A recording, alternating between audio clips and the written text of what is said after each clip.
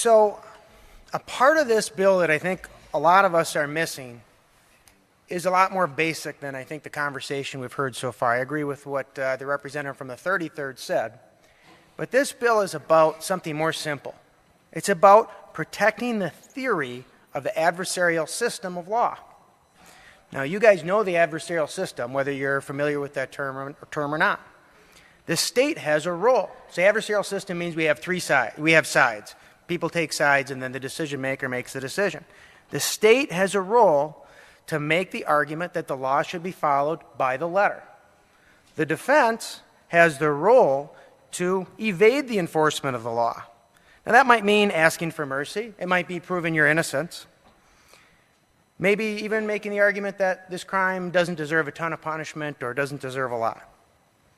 But their role, the defense's role, is to cover the arguments that the decision maker should not enforce the letter of the law on the accused. That's the adversarial system. That's the best system in the world.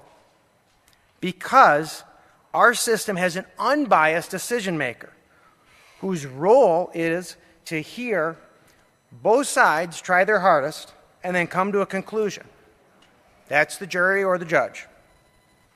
They're not supposed to take sides. They're not supposed to pick winners before a case is heard. If they do, then our adversarial system fails. Our Department of Corrections is part of the state. Thus, if an agent comments on these decisions, they are perceived by that judge or jury as taking a role.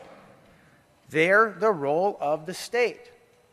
And as a result, they should take a role of following the letter of the law, asking that decision maker to do what the letter of the law says. Now, that's all this bill is asking them to do. If the Department of Corrections employee doesn't take the state's role, then the state isn't really doing its role. We have two sides fulfilling the same role, the defense role, and no single unified role or no single unified side doing the state's role.